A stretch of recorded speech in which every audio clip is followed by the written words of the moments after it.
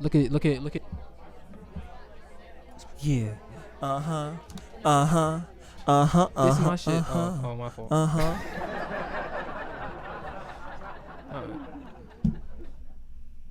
Alrighty. Let's meditate. It is either a fact or an opinion that episode 7 of the It's All Opinion podcast was taped in front of a live studio audience. Alright.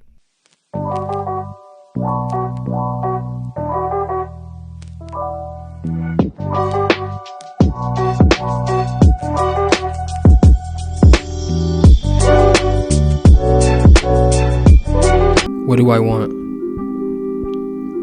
It's a question that everyone eventually has to ask themselves. The key motivator for every action taken. The cause behind every effect. So, what do I want? I want to go to a sporting event in every major venue. I want to grow within my relationships with my friends and my family. I want the freedom to create without the fear of failure. I want to dream without being hindered by reality. I want to chase new passions, new experiences, and new goals. I want OldMilk to branch out of the box and try new things.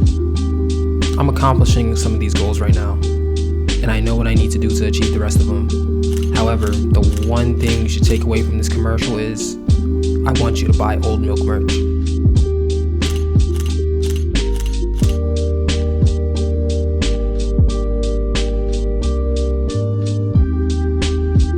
Yo, welcome back to the It's All Opinion podcast. This is episode 7. It's the only podcast where it's just straight facts. And if it's not facts, it's just an opinion.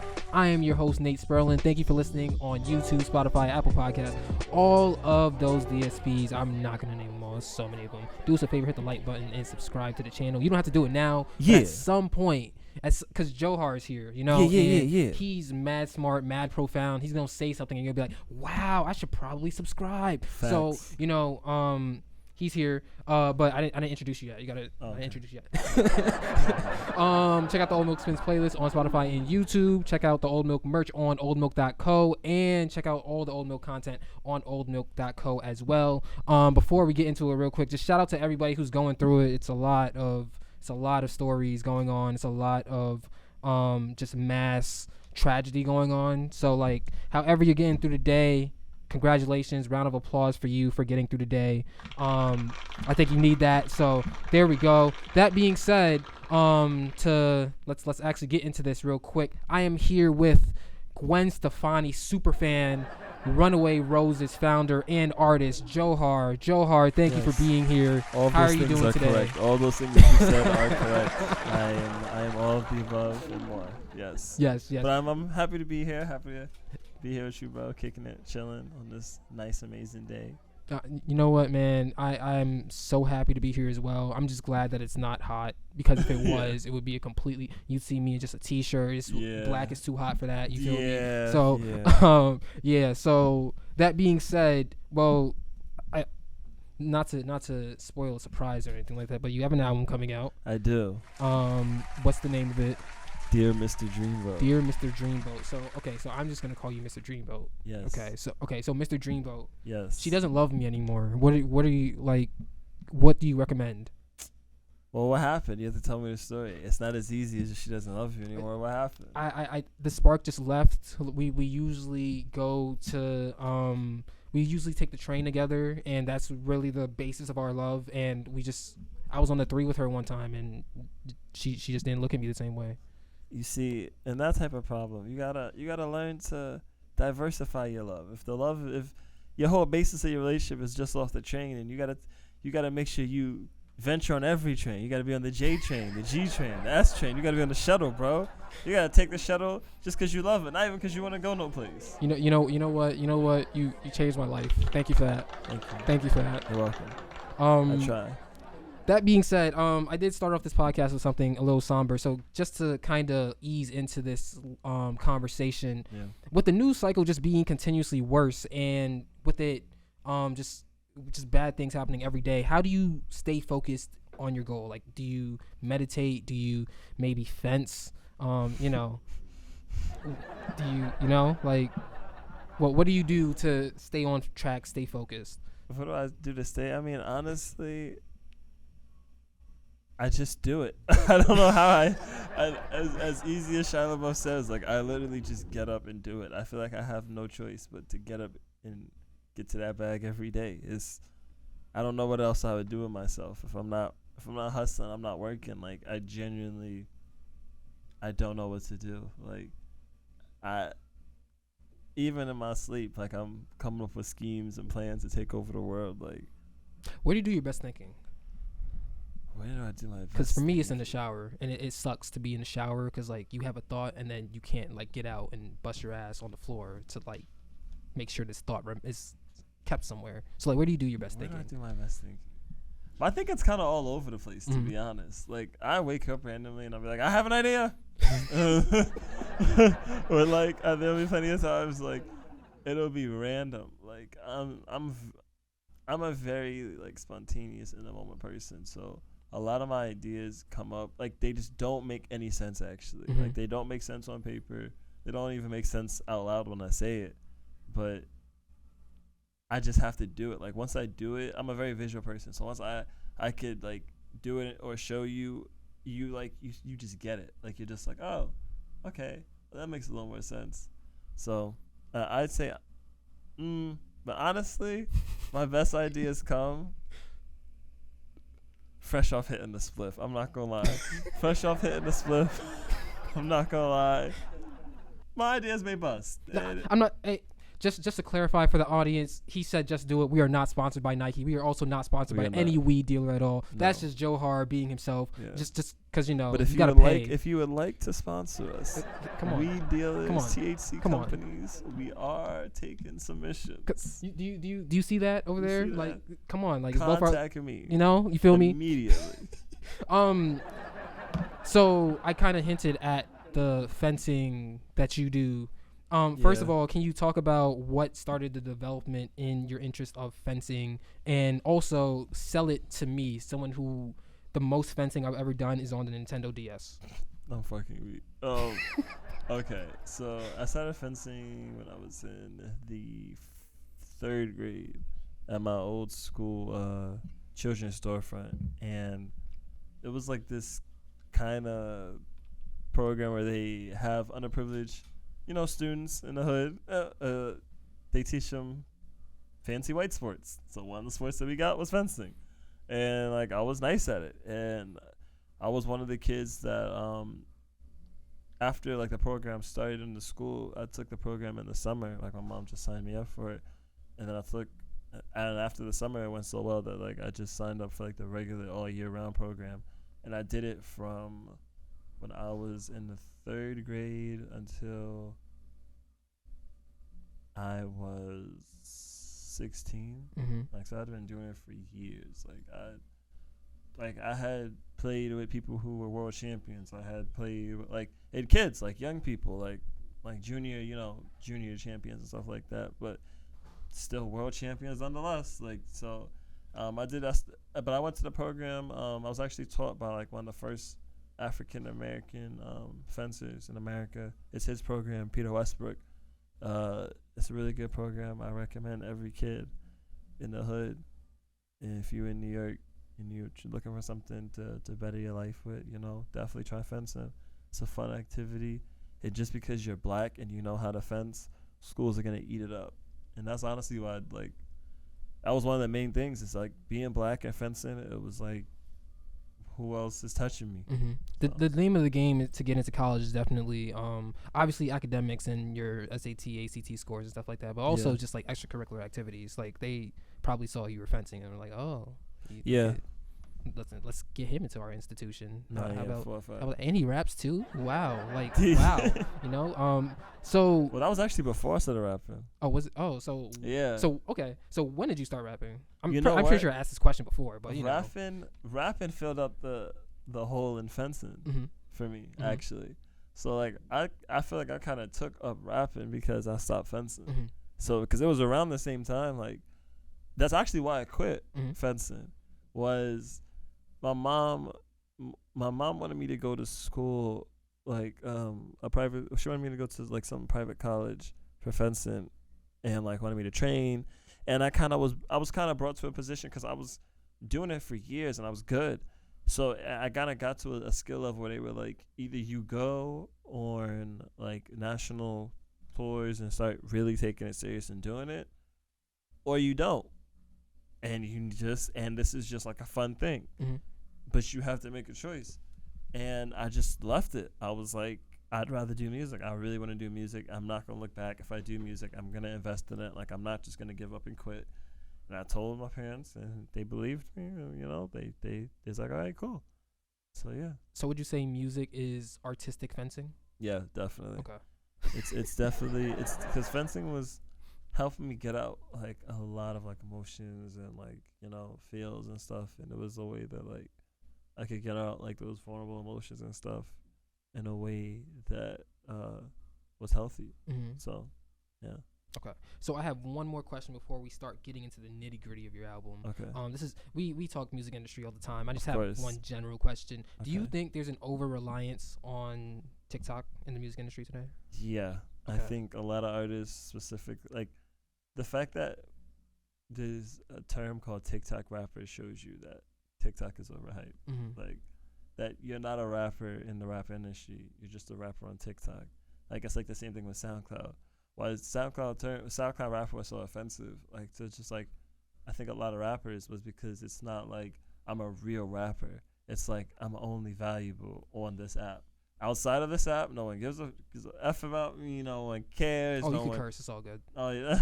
We're on YouTube. Oh yeah, I It's all definitely good. was cursing Oh, before. yeah. And I should switch it up just in case you were trying to monetize. Oh no it no real no quick. no no no. Just in no, case no. they want to run a little paid ad right here. You could, you know, get your Hims commercial, whatever the fuck they be trying to sell. Oh no. But Keeps all that shit. yeah, keeps and all that. But By the way, are you experiencing male pride? I'm dead. Anyway. Oh my god. Nah, but so fuck, I forgot the question. I lost it. I low-key did too. We were talking about TikTok. Oh We were yeah, talking about so if TikTok you want is- you want as yeah. a rapper, you want to be valuable like on other places besides TikTok. Like, Mhm. damn, I'm not just a TikTok rapper. Like, I can rap. Mhm. You know, like I'm actually good. Maybe I can rap, you know, outside of TikTok. I can rap on Apple Music and on Spotify. Like, but like you don't look at Drake and be like, "Wow, he's an Apple Music artist." You're Yeah, just like, no. "Oh, he's the Only biggest artist of in the last like 10 years." Only Chance tried to do the whole I'm just an Apple Music artist, and well, it's none of that. Anyway, Poor Chance the Rapper. so Mr. Dreamboat, can you talk about the inspiration behind the concept of the album? Also, you have a brand new aesthetic. You're just dripping just vibrant colors. Yeah. Like look at the album art. Like Yeah. talk about the aesthetic. Talk about the concept. Did you just one day were you just reading a newspaper and you saw the Ask Juliet sections or whatever? Like, maybe decided I could do that. And You know, honestly, what it was is I always felt that my friends came to me with love advice, like, or like not necessarily love advice, but they always came to me talking about their relationships and their problems and stuff like that. And so the whole idea of the album was if I just listened to myself, if I just took my own advice, and you know, people always say like it's so easy to give out advice, but it's a lot harder to you know, take it in, and they're right, you know. Yeah. So that's really what I did for the aesthetic of like the project. I was really just taking my own love advice, and it was just a journey of like me, because I didn't want the album just to feel like it's a breakup album or a relationship album, or like you have to be in a relationship or you don't have to be in a relationship like to get it. I wanted to feel like no matter what, like you could just listen to it, and it's just like a journey, and you're just like listening to not just someone get over something, but like you're witnessing like the choices, like what's going through their head, and it's relatable. Like I think everybody has I don't care who it is. You listen to the album, there's gonna be one song that you go, okay, I relate to that. Like I get it. I agree So. for sure. So Kendrick Lamar just released an album, Mr. Morale and the Big Steppers, and yeah. just looking at the overall discourse over it, it seemed like he made the album that he wanted to make versus the album that the masses were ready to accept. Is Yeah. there a balance with you and making Mr. Dreamboat of maybe I shouldn't execute this concept because I don't think my fans are ready to accept it yet. Yeah, honestly, that's a big thing that like I think about a lot with like my fan base is because I make such versatile music that a lot of times I'll drop like an R&B song and then I won't make R&B music, or like I'll make like a trap hip hop song, something crazy. Then I may hop on like this alternative pop song for like one of my friends. So it's very hard to stick to something and just be like, yo, this is my sound. But at the same time, you want to kind of diversify your sound a little bit. Mm-hmm. And I don't know if you've seen what Tank had said about R&B music on Noriega's podcast, but he was just like talking about how R&B music doesn't sound like how it used to because it's so many different like levels in R&B. And he's like, right, like Summer Walker doesn't make music like Brandy, and I don't make music necessarily like Doja Cat, and then Doja Cat doesn't make music like Lucky Day. But there's an argument that all of these acts, even me included, are all R&B acts. So it's like, how do you really justify and be like, okay, this is an R&B act and this isn't, and this is that and this isn't. So, I mean, it's very hard. And I think with this album, like I definitely had that balance too, where I was like, there are certain songs that I held on for years because I just felt like people weren't ready for the song. How many years, Jxhar? I have one song that I held back for 3 years on this. I think that's the longest. Either 3? No, it may be. Is it 4? No, it might be 4. Wow. It might be 4 years. Wow. I might have held on to that song for like 4 years. Yeah. So you talk about how there are different types of R&B, but they're all still like, how do you classify a genre? Do you, with music ever evolving, and we have the Lil Nas X's and we have the artists that the Young Thugs and artists that can just make different types of genres, does genre exist anymore? Yeah, I think it's up to the artist. Like, honestly, I listen to the artist when it comes to that. Like, whatever the artist says is what they make. So for me, it's like if you say you make R&B music, who am I to tell you you don't? Like, if that's what you're passionate like is towards, then sure. Like, even with Young Thug, I want to say Young Thug is an R&B rapper, but Beautiful Thugger Girls is very R&B-esque. Yeah. Like, that's as close to R&B. You could also argue country a little bit. That's what I'm saying. Yeah. So it's like, and he even said it himself, like he was inspired by a lot of R&B and country, and that's how he made it. So, like, I would be, if I was Thug and then I was like, this is a country album, and they was like, okay, hip hop rapper, it'd be like, I'd be tight too. So I mean, I listen to the artist when it comes to that. So how important, because I listened to the album, I enjoyed it thoroughly. I was listening to it on the way here on the bus. I was listening to that. I also listened to some other artists. But that being said, how important was the pacing of the album? Because it seems like all the songs have the same pace, and I think that adds to the cohesiveness overall of the album, which ultimately lengthens the playback value of it. Okay.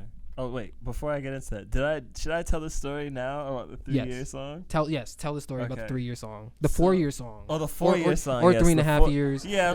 Might be 5. We don't know. It's a mystery. We don't know. We have no idea. I've just held on to it. It's the really long time. Yes. Really long time. It was last decade for sure. Yeah, I'll tell you that. I'll let you guys know right now. It's actually the last song on the album. It's called Had The Choice. And so originally the song was my friend on the artist on the song, Jxhar. He was really listening to J. Cole. He was like, I love J. Cole, huge J. Cole fan, and was just dying for me to make him a J. Cole beat.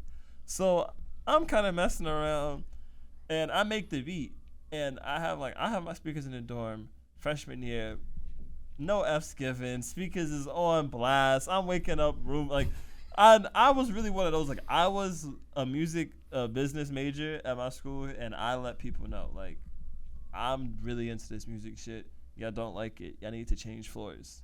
Get over it. And what did they do? They just stayed there. Like, my floor was lit my freshman year. Probably because it was good music. We used to have, it was good music. We used to have Nerf. We had Nerf gun fights in the middle of the night. Like,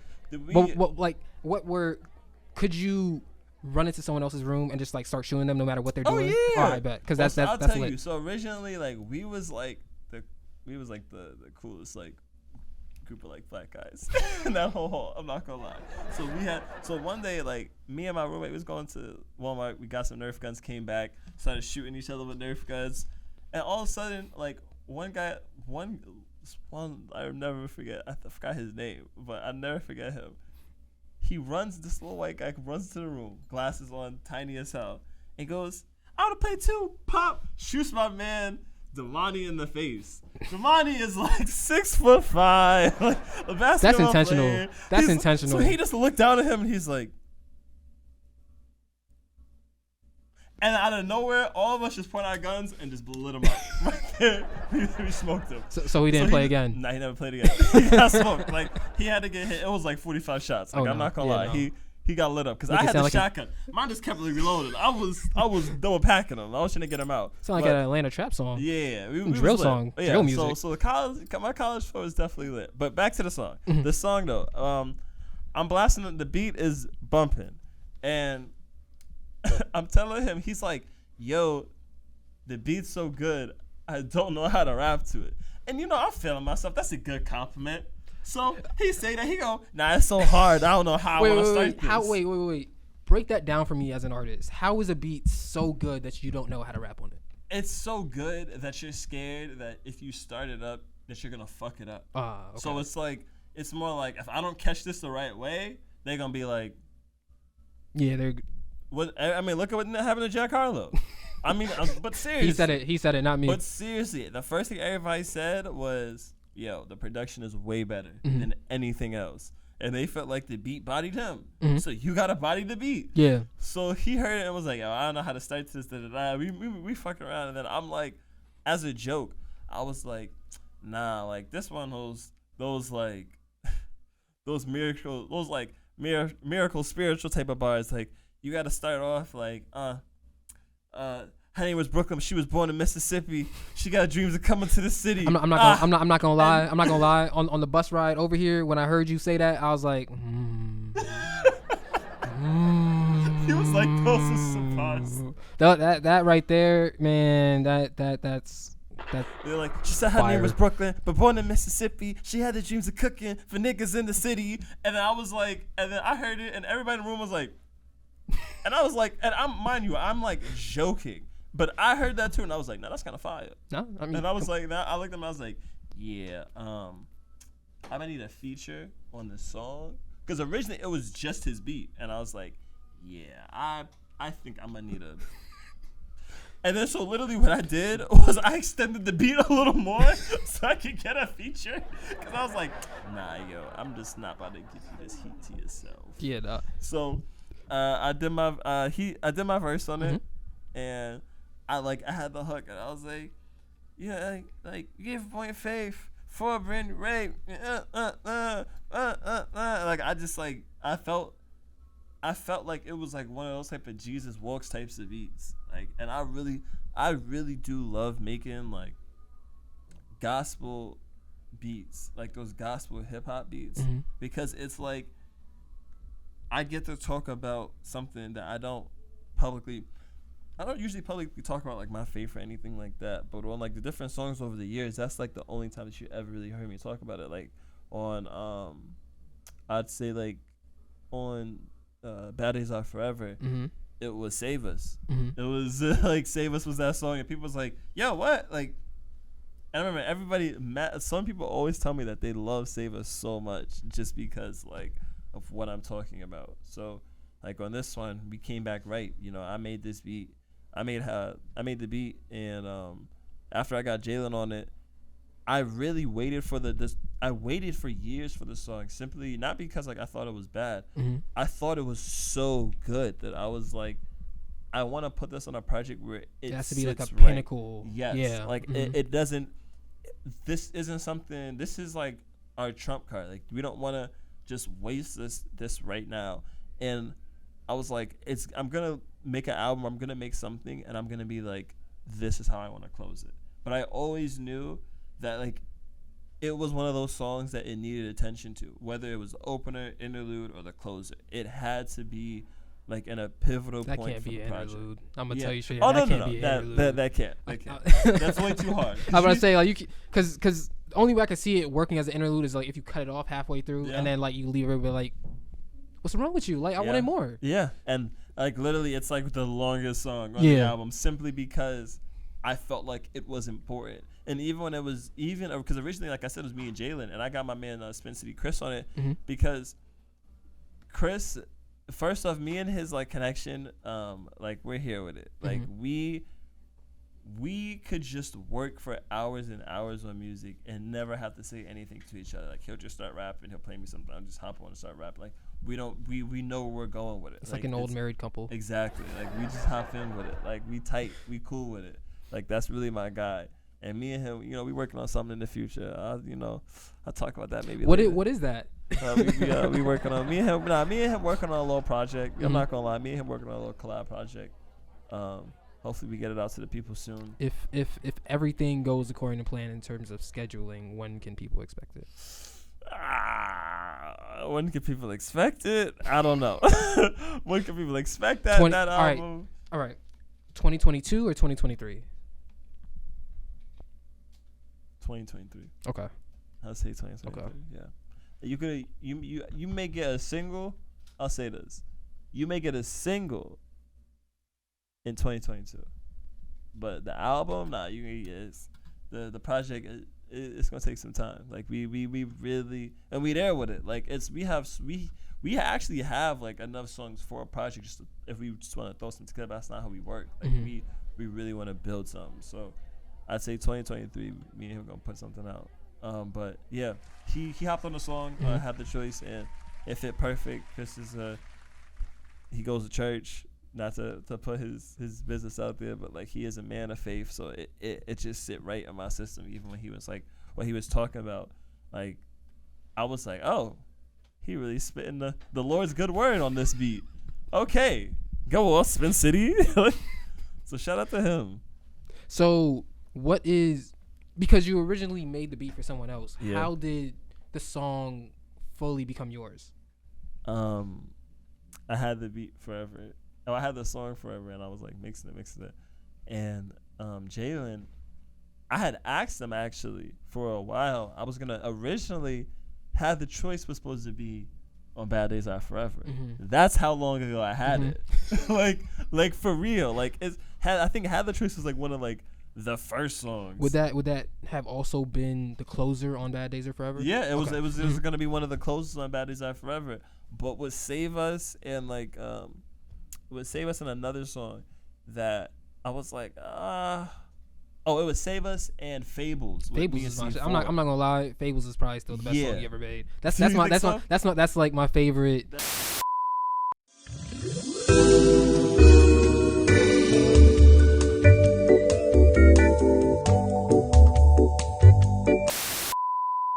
Back Like Nothing Ever Happened. So that is how that song with me and Jxhar happened. He let me have it because I told him I wanted it really badly for my album, and then I never put it on the album. And so I hit him up. You can imagine when I hit him up almost 4 years later and was like, hey, man, remember that song you did when you was a freshman? Yeah, it's coming on my new album. Like, yeah. And he was like, oh, word. Niggas hate me. I mean, is that the moral of the story? It is. It's true. I mean, like, there are some songs that take time, not because they're bad, because I just feel like the fans need to grow towards a certain sound. So, like, I have way more songs, like Go Stupid, that aren't out because if I just drop a whole reggaeton album or Afro beats or, like, just, like, you gotta have that pivot. Yeah, it'd be like people would be like, okay, well, is this your sound or are you a culture vulture? And like my heart, my passion is in R&B and hip hop. So like, but specifically blending like R&B with like hip hop tools, I guess. Like that's what I love to do. So like that's why I stick with it. That's why I always go back to it. So yeah. So hypothetically, let's say R&B and hip hop aren't as burning of a passion as it is right now. You want to be a dancehall artist. How do you plan out that transition from R&B and hip hop to becoming a mainstay dancehall artist? If I was gonna if I was honestly gonna become a dancehall artist, I would have to really engulf myself with the culture. Like I'd have to go to the roots. Like the reason why even now I'm so into R&B music is because like at my heart, that's really what I love and what I love to make and like listen to and shit. Like that's really my type of vibe. Like I'm really, most people tell you like, nah, Joe's pretty chill. Like he's pretty to himself. He's pretty calm. Like like I like people. Everybody has seen me bug out and have fun and go crazy. But like on a regular day, I'm pretty chill. So like, so like that's why I gravitate towards it. So like with a dancehall artist, I'd really have to engulf myself with the culture. Really, I feel like because it isn't necessarily my passion. I don't know enough about it to really just like drop everything and be like, yo, I'm about to be a dancehall artist. This is a new me. Yeah, versus like with R&B, it's like, yeah, I feel more comfortable just being like, yeah, that's why I got to tell people I'm an R&B rapper. Hold it down. I've never swayed into the other things. I'm not the, hey, yo, hip hop started in the park a long time ago. Like, no. Nah, can you finish that for me? Nah, even the lyrical miracle spirit, like, nah, bro. If you're listening to me, I'm telling you right now, if you're listening to me and you are waiting for me to drop like some 64 that has mad double on, triple on, quadruple tendrils, realize. Nah, not happening. Now, if you come looking just for good music, and the bars is there, don't worry. They are there. The bars is there. Snicker bars, Butterfinger bars. All the bars. Mad Left candy and rappers. right. Just candy rappers all around. Everywhere. We got to call so someone the to clean bars it up. is there. If you come looking for bars, you get barred up. But it's just going to be good music. It's not about to be... I don't specifically... I'm sorry. I don't specifically try and focus solely on like rap, like where I think this is still connected, but where I think like a lot of other people may solely try and focus on like their lyricism or like maybe like the flow or something like that. Where I'm kind of just like, nah, I wanted to make just good music because a lot of people can rap really well, but their songs suck. Yeah. And that's a big problem. I was just talking about that the other day. I was talking about how artists, because one of my friends is a really, really, really, like he's really, really into like traditional hip hop. Yeah. And I think some list came out and Future was like the #1 artist on it. Yeah. And he was like, Future is the #1 rapper? What are you talking about? And it's like, well, Future is responsible for some of the best music we've heard over the last 7-8 years. And then he's like, yeah, but Future is not one of the best rappers. And it's like, there's a difference between making good music and just being a great rapper. Yeah. Can you talk more about the differences between being someone who's really good at putting words together versus someone who's really good at putting an overall song together? Okay. You know what? It's funny you say that because I actually have like, and I'm not going to say their names, obviously, but I have friends that are like that in the industry now that their career has kind of like suffered a little bit because they focus so much on being a good rapper that like in a time and age they don't make good, but they focus so much on being a good rapper that they don't necessarily make good music, but they don't make songs I want to listen to. But like there's no doubt in your mind that they can rap. But the reason why what I kind of changed for me was seeing that I was like, no one cares. No one honestly cares if you could rap really well. If the song sucks, the song sucks. I'm not playing it. Like, it doesn't make a difference. And I think that's like one of the, honestly, if you ask me, that's one of the biggest debates I feel like hip hop has with Eminem. Is like, they're like, he could rap really well. But once you hear it the first couple of times, he could just rap really well. And that's it. Like, he's a really good rapper. There's no debate that he's a really good rapper. But is he the best hip hop artist? No. Right now, definitely. I think back in like when he first came out, I think there was definitely I think there was a time. But right now, no, I don't want to hear. And I think that's crazy to say. And even of all time, I'll even say like of all time, say Eminem is the best rapper of all time. It's like what are we basing? Because then it's like, what are we basing the rap off of? I would entertain the argument. Like some people, I would laugh out the building. Like no, but I would entertain. I would see the that. I mean, argument it would depend because if we're just talking about because it's when he first came out, it was a different time, and that's when if you could really rap for real, niggas is listening to you no matter what. Yeah, you're judging a different spectrum. So, just taking that spectrum into understanding and just putting that in as the vacuum where we judge Eminem's career. Yeah. I think that there's a legitimate argument to be had that he is at least in the. I wouldn't say he is, but I think it's better than saying, I don't know. I don't know. I don't want to put anyone under the bus, but it's better than saying some other rappers who people say this is the GOAT, this is the best rapper of all time. Like an Eminem argument for best of all time is significantly more palatable than a lot of other artists saying that's that they're true. the best of all time. No, that's definitely true. Is all I'm gonna say. I wouldn't say it. I personally, I mean, if I had to be personal about it for like the best rapper that I have heard of all time, I'd say Lupe Fiasco. Yeah. Lupe is one of my favorites. Actually, definitely one of my idols. He's actually the first rapper that was like my favorite. For real. Word. Yeah, me too. Actually, it was just that's not funny. It was when I heard Superstar. What's your favorite Lupe Fiasco album? Food. So the first one. The first one. Food and Liquor. Yeah, I think that's tough. Why'd I ask that question if I can't answer it? That's crazy. I'd say probably Food and Liquor. Food and Liquor 2 is kind of like. Food and Liquor 2 had Jay-Z on it, didn't it? Was that the first one? No, that was the first one. The first one had Jay-Z on it. And that's crazy to me. Like even that, I always think about that. Like just on your debut label album, you getting like those big.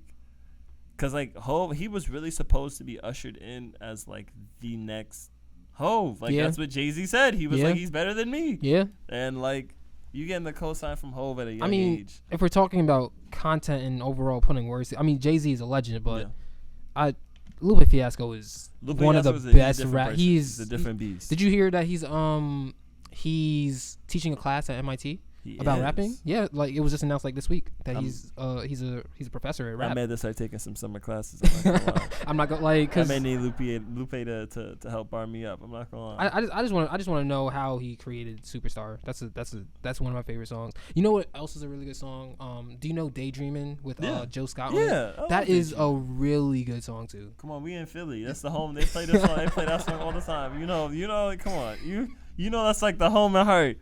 They love themselves some Jill Scott out here. Jill Scott is also very talented. Jill Scott, Jasmine Sullivan. Shout out to all the Philly artists out here. Lil Uzi, Meek Mill. Meek Mill. We gotta say all of them. Like you gotta say all of them. They gonna feel hurt. They definitely gonna feel hurt. Pivoting back. Well, not really pivoting back fully, but let's talk about love. Yeah. All right. What is the number one mistake people make when they're looking for love, Mr. Dreamboat? They give up too easy. Tell me more. I think the more I've gotten older, I just started like realizing that love, it just takes a lot. Like it honestly takes a lot, and it's a full-time job, but you gotta like want to do it. Mm-hmm. You can't honestly give up. You have to actively work towards it. Love is not something that's just like you achieve it and then you're just set. Mm-hmm. You have to want to love. You have to work for it. So yeah. Yeah, I think the number one issue that people have with love is they think that it's something that is just supposed to maintain itself. Yeah. And love is more of a choice in terms of you're choosing to put effort into that person every day or whatever time period you want to use. And that might be the number one mistake. I mean, also, there's a few other mistakes too, but this is not a love podcast. This is a hip hop conversation podcast. It's just featuring love just this one day. Hey, we're not answering all your problems. We're not telling you why she cheated on you. Yeah, that's facts. Like we don't know. We don't. We don't. We do not. We don't know. So, continuing on, Anthony Obas, my good friend. Anthony Obas, who is a Jets fan, who we need to help because he needs to love himself. But anyway, he needs to love himself. He needs to not be a Jets fan and love himself. Yeah, he does need to love himself. But that being said, Anthony Obas is on two of the tracks as an interlude before the actual song comes in, talking about love. Yeah. So can you talk about? Because knowing Obas, no conversation with Obas is just a straightforward conversation. Yeah. How did that conversation go about? Like, how did you initiate him into ultimately being on two of your interludes? It was funny because me and Obas were honestly chilling at his crib, and we was talking about it, and I was telling him like, yo, I want to get you on the album for some interludes, and then I just started talking about love, and he didn't know I was recording, and so he's just like, because I promise you, listen to the full thing, because basically I broke it up, and it was one full thing that I just like broke up into pieces. But if you listen, he's like, and I'll definitely play you it. He's definitely like, love is doo-doo, man. Love is shit. You're getting shit and all that love. That's like another part of it that I just like, that I may just put on like the next album or something, like on like part 2 or something. But the full thing is like, must be like, man, love is shit. Love is getting shit on and knowing that you love it. And so I just broke it up, and he didn't know that I was recording. And then after he was done, like he literally, like, for people that don't know Obas, that really is a live Obas rant. Yeah. Like, no, hands down. Yeah. That's as good of like a Obas rant as you would get if you don't know. The Obas rants that he puts on Instagram are much tamer than what an actual Obas rant is. Yeah, so that right there, him talking about love, listening to it on the album, I think like the fans are in for a treat, because it's really like, that's really how Obas is. And for you that don't know him, that's how he would talk to you if he really cared about you. Like, so it really, for anyone that doesn't know, I think it's like so crazy. It's like kind of surreal hearing Obas on it, not knowing that he's on the album, because it's like, oh, that really does sound like something he'd say. Yeah. Like, no doubt. Yeah. Both of them. And it fits the song. Like, it's perfect. So Moments is a highlight of the album to me. Yes. I love the song structure on it, the way that the beat, like every time a different vocalist comes in, the beat another molds to two-year song. Another 2-year song. Yeah. So can you talk about how Moments came together, and also just your thought process? Did you produce Moments? Yeah, I did. Okay, so tell me from the vocalist side how Moments came together, and also from the producer side how Moments came together. Okay, so I'll start off with the producer side, because I guess like timeline wise, but I had made the beat, and I had wanted like some horns, like some real triumphy, like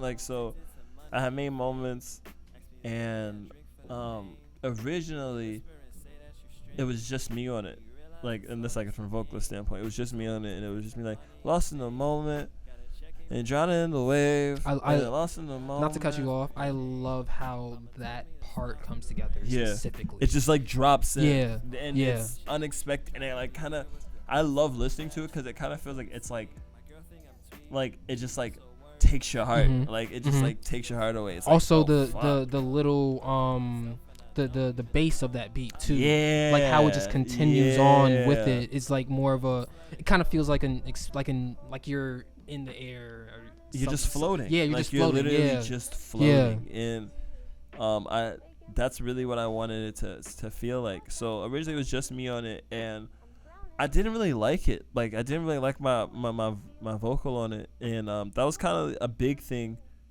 while I was, I'll talk about it too, while I was making this album. Was I feel like this album is one of the first albums that I really felt comfortable more with my voice, and you hear it a lot more where it sounds like, okay, he's not afraid to potentially sing, or he's not afraid to mess with his voice too. Where I feel like a lot of times I was messing with my voice and kind of using it. I'd mess or alter my voice, but kind of use it to mask it. So like, if I couldn't hit a note, you wouldn't be able to tell or something. With like more of this album, there's more like vocals pitched up, pitched down, moderations, different stuff like that.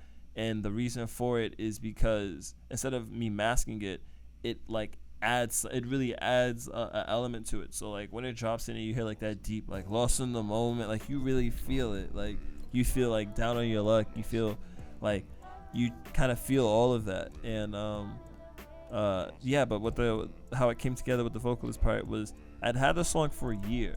Then I had went out and got my homie Vex on it when I was in Albany, because we had worked.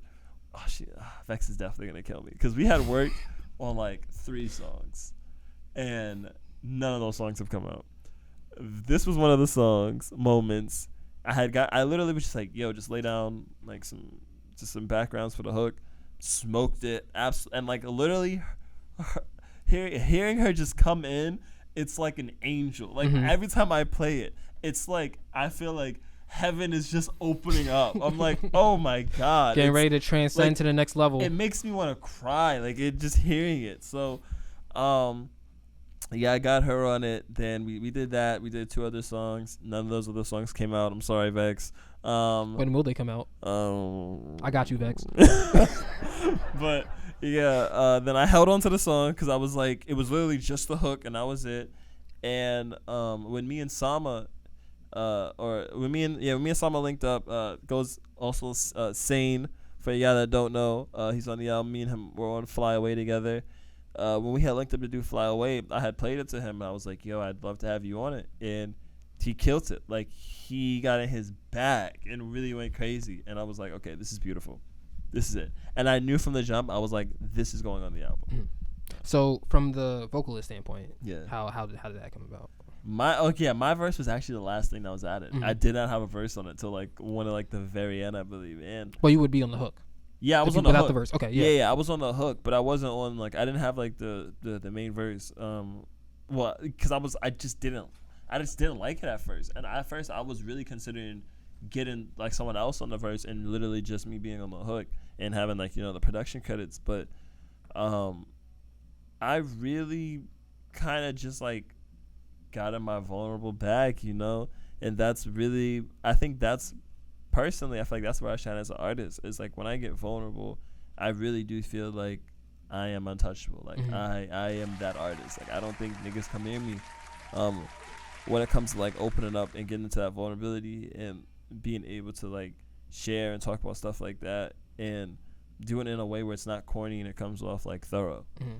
Yeah. So you talk about experimenting with your voice and taking your voice to different levels. On By My Side, the hook on By My Side, the way you perform the words By My Side.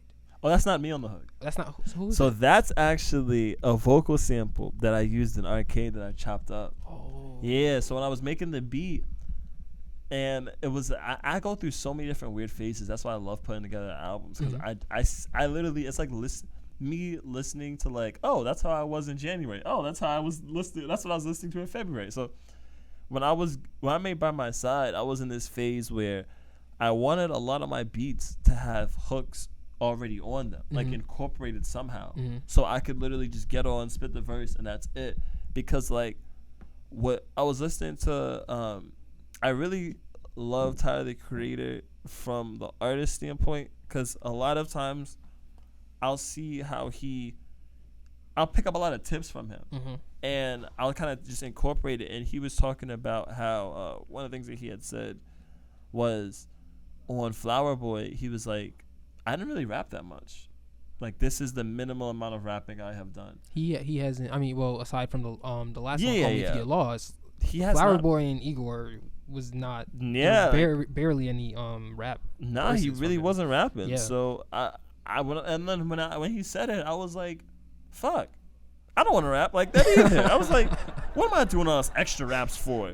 I look stupid. And so I was like, if I could come up with a hook that's fire, and the computer did it, then I'm better than all you niggas. Like, what are we talking about? If my computer's hook is better than a hook then what are we talking about? So I was like, yeah. And I literally came up with a hook and just hearing it like, I just want you here by my side, like that little stutter. I added all of that in. Like that's so technically I did make the hook. I'm just not on the hook. You're just not the vocalist one. Yeah. So who are you talking to? You gotta listen to the album, You listen to the album, makes sense. So you're just leaving it out to the listener's judgment about who you're talking to on this album. Yeah. I want it to be because it doesn't necessarily just have to be a relationship. It could be anyone. Like it's not the whole album isn't just about a relationship. It's about just finding yourself and also just getting through just tough times and being able to navigate through it successfully, making the hard choices and, going through those rough moments. The theme for Had a Choice, the I believe that's the final song. Yeah. Had a Choice. It seems to be that the grass isn't always greener on the other side. Yeah. Can you expound upon that concept and also talk about how you went into making that concept into a verse and also a hook? Oh yeah, so for Had the Choice, the whole idea behind it was like, well, it's actually funny because that verse had started, and I forgot about this part. That verse had started because I had a photographer at the time, and I remember we was in a session, and he was like, "Yo, I love when you like rap and storytell," and I was like, "What?" And because he had heard Fables, and he was like, "Yo, I love when you rap and you could like and you tell a story. You're a very good storyteller." And so that's where it like why that verse is like that. So but the whole idea behind my verse and the song was it's supposed to be a story of different hardships where like each of us are talking about different things, where I really tell you the story of like a girl that got pregnant too young and had these big aspirations and kind of gave up on them to go kind of fuck with a hood nigga.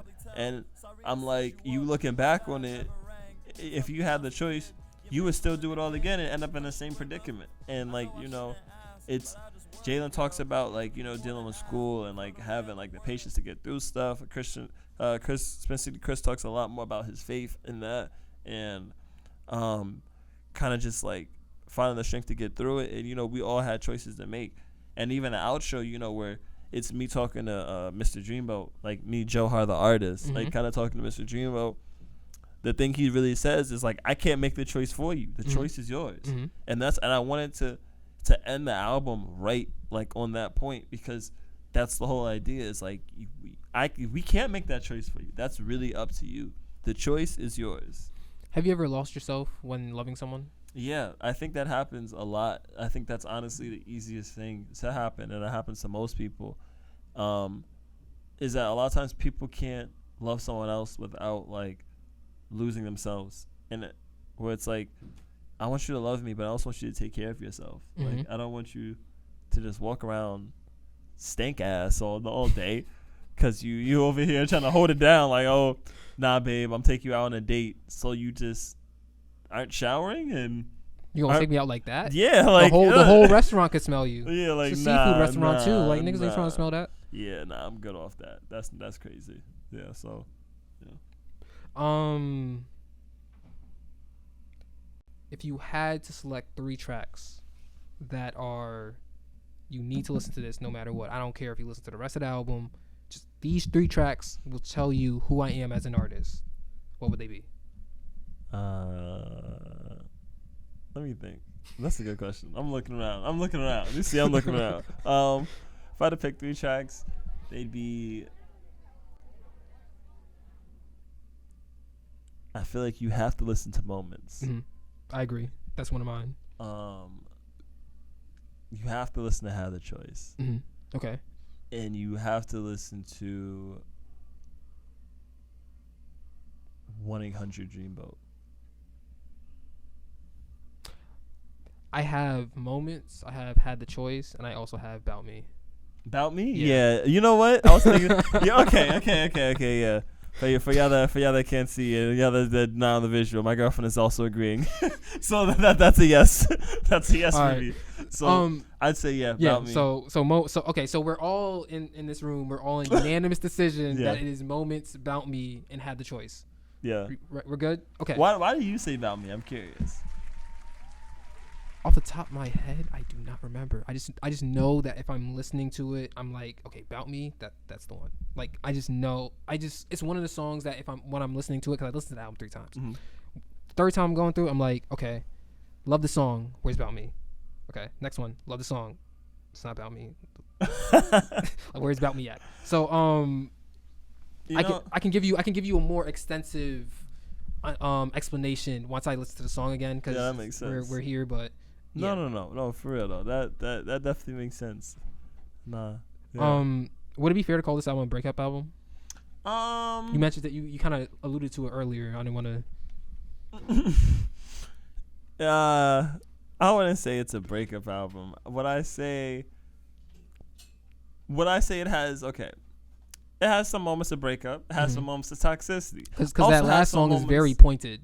Oh well, yeah. Well, that's well, okay. It's very much like I'm done with you. I don't ever want to talk to you again. Well, yeah. Had the choice. It kind of ends off with, well, what are you gonna do? And it's like, it's Mr. Dreamboat being like, well, I can't make the choice for you. Like you gotta choose. That's not my girlfriend. Like what the fuck. So, it comes. But how also you gotta look at where the album starts.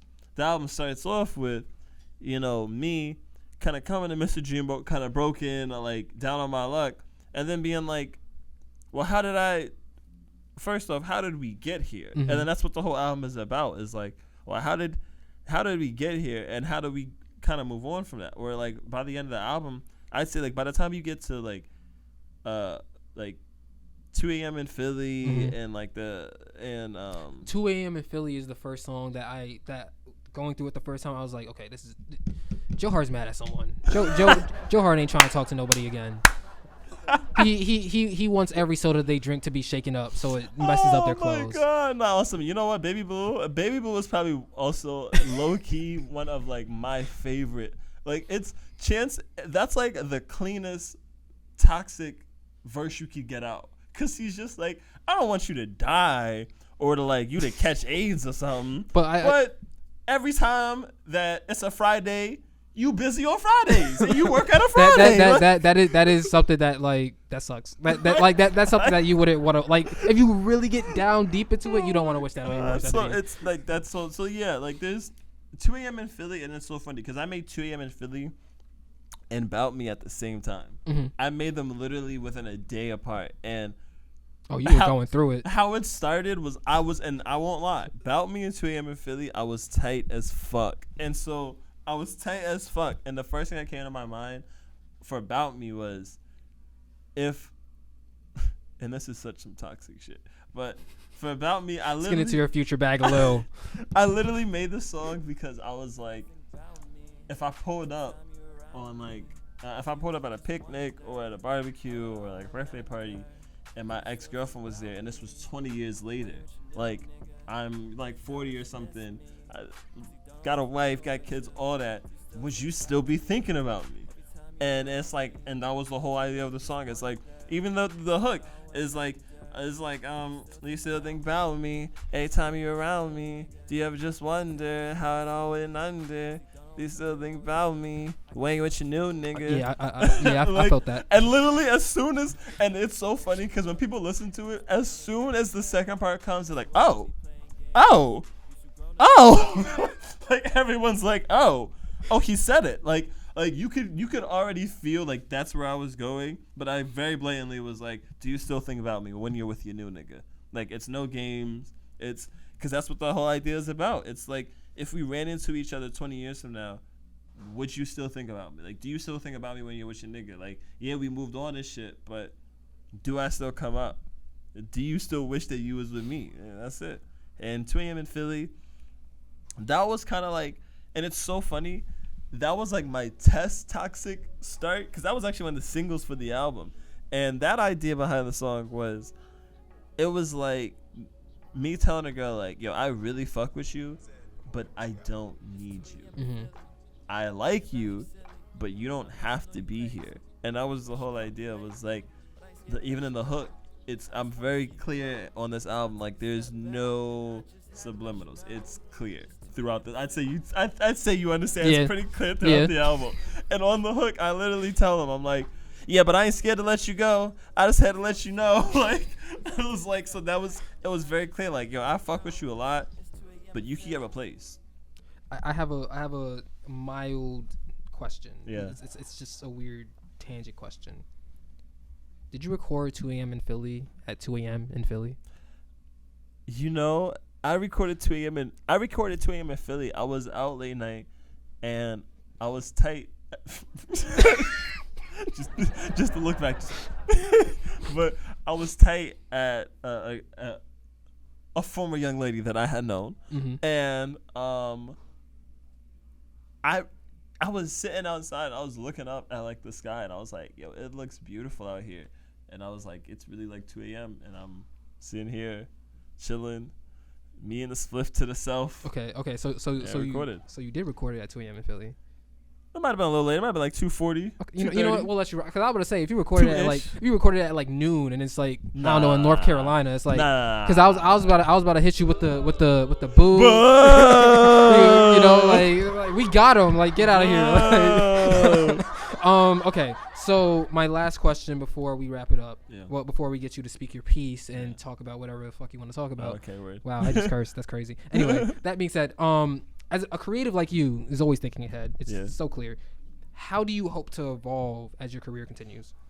Because we talk about it a lot. We talk about artists not evolving and people are angry at artists like, oh, people are like, oh, Future didn't evolve. It's the same thing over and over again. And it's like, well, what are you really expecting from him? Yeah. You know? So for me, I'd say the biggest thing for me is I like to subliminally drop my evolution on the people. So like y'all don't even know. But after listening to this album, the next album, it's gonna be completely different. Like I will say it right here now. Dear Mr. Dreamboat is probably my last fully R&B centered project for a while because I've just done like I've you know for the last couple of years I feel like I've given like my fans and grown my fan base. And I've given them a lot of good R&B songs where I feel like, okay, now I want to try and get back into some of the stuff I really first started off with, you know. And I'm still always going to make R&B music, but I think I want to wait just a little while before I really center on like a whole R&B project again.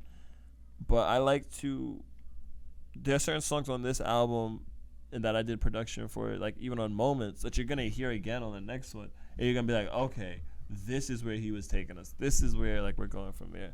So the next album, the next project, whatever comes next is going to be different. Is your collab album that's coming in 2023 officially confirmed? But no, I'm playing. I'm playing. But I dead ass playing. But that being said, is your collab album that's coming supposedly next year going to be the start of you reverting back to what you're reverting back to, or is it just completely new? Who is this guy? I don't know who Jxhar is anymore. I think I can tell you right now, after Dear Mr. Dreamboat, there is going to be a small album hiatus. Let me be very clear. I am still going to put out music. It will be a lot more, but that's what it's going to be. I feel like I've put out a lot more albums. And I want to focus on more singles again, just like songs out that like just are different and just showing people. Because I have a lot of stuff in the back catalog. Like I have easily over hundreds of songs that just some of them that have come out, some that have never came out. I have albums that I've just like. So I literally just collecting dust. Yeah, like I want to go back and really go through some of them. And the next album is probably not going to be for a little while, but it's what's a little while? That's like saying in a moment. Like, how do we quantify a moment or a little while? Okay. The next I'll say this. The next solo Jxhar album may be for a little while. I'm not gonna give you a date. Okay. Because are we talking months? Are we talking years? I cannot give you a date because then management will hold me to that date. And if there's anything I have learned, that is never say a date. So I cannot say a date, but yeah, a little while. But before, there's gonna be way more like albums coming out. Trust me. And it's not. I will say this officially here. The next album that comes out from Runaway will not be a Jxhar album. Expound upon that. That's all I'm saying. Okay. That's all I could say. Okay. Will you be on the album? Yeah, I'll be on the album. Okay. But it won't be a solo Jxhar. I think that's all I'm getting out of you right now. Okay, wait. I'll play you something. Wait, I'll play you something once it's all. Okay. One more question that isn't. It's not directly to the point, but it's still like we're gonna kind of run around the bush a little. Okay. Is it an album with multiple artists on it, or is it an album with just one artist? I cannot say. Damn it! I thought I was gonna get that answer. I'm not even gonna lie. Okay. So if we're wrapping it up, we're getting to the part where it's time for you I'm dead. Thank you. OldMilk is holding it down, making sure everyone's safe. I like to make sure my guests don't choke and die in front of me. You know. Yeah, I'm good. You know, do you want some water? Do you want some life-saving water? I'm okay. Okay. It's time for you to speak your piece. This is a segment where guests are allowed to say whatever they want to say. You have a minute. Starting now. So I want to talk about. I don't know what the fuck I was like. I'm messing. What should I tell people? I really want everybody to sit down and really listen to the album. It's, first time I really did skits, and I feel like I did it in a way where it's not corny, it's not cringy. You don't have to kind of skip the skits and feel like, oh, this is kind of useless, it doesn't add anything. Even if you just listen, you have a particular song and it has a skit on it. The skit serves so well with just the song by itself that you could re-listen to the songs and feel like, okay, I don't mind listening to it again. Like it's not bad. Like it fits, and if anything, it builds up the anticipation. So I definitely feel like there was a lot of effort, time, and just thought put into this project. So I really want everyone to go out and listen to it. This is honestly my favorite album that I have had the pleasure to work on. And with me kind of going back and producing a lot of my songs, because for a while I wasn't really producing a lot of my own songs, but I've kind of, after Please Don't Crash, I kind of was like, going forward, there's not going to be a single album that comes out from me that I don't have at least one production credit on. So it even still shows. Like, so I on the album, there's a producer that I worked with a lot, like Zedna. Mm-hmm. And even though a lot of his beats are on the album, I think when you listen to the album, it feels like a Jxhar album. Like, there's no doubt about it. Like, there's no, like, oh, I wonder who executive produced. I wonder who did. Like, if I didn't say anything, people would really think that I produced the whole thing. Or maybe one or two beats, they'd be like, maybe you had help, or maybe someone else, like, collabed, but because it really just feels genuine. And that's what I want it to feel like. And I feel like this album, it's a genuine album. You could listen to it. There's a song, if you're trying to turn up, listen to I Like 'Em. I Like 'Em is really that turn up song on go as well. But there's also some songs, like if you just in the crib, you trying to light a little L, just chilling, you could turn on By My Side, just kick it, have a nice or if you're never trying to speak to someone again, there's some songs for that too. There is some songs for that. If you never trying to speak to someone again, I'd say definitely send About Me. Mm-hmm. I'll take that back. If you're trying to send a Hey Big Head text without saying Hey Big Head. We're getting real toxic now. If you're trying to send some Hey Big Head text, send About Me. Just slide that back into your ex's DMs and just see what she say. If she double tap on it, come on, body out. Come on. If she double tap on that, you gotta body out. If she don't double tap, buy two of it. One for you, one for her, cause she hating. Mm-hmm. Mm-hmm. All right. So this has been the It's All Opinion podcast. This is episode 7. That is Jxhar over there. You can connect with Jxhar on Instagram and Twitter. And you can also find his music on Spotify and Apple Music and a lot of other DSPs. All the links will be in the description and on oldmilk.co. That being said, Jxhar, thank you for joining me. Thank you for having me. Thank you for being here. Yes. All right. Okay. Thank you for watching. Do us a favor. At some point during Jxhar's great answers, you may have decided I'm gonna like and subscribe to the channel. Yeah, and you know what I say? And you know what I say to you? I say thank you. That being said, check out the OldMilk Spins playlist on Spotify and YouTube. Yeah. Follow OldMilk on Instagram and Twitter at OldMilk Media, and check out all the OldMilk content on oldmilk.co. I am Nate Spurlin. Once again, this has been the It's All Opinion podcast. Thank you for watching or listening, because you know how it goes. Thank you for the ad libs, Jxhar, and we are out. Thank you. Bow.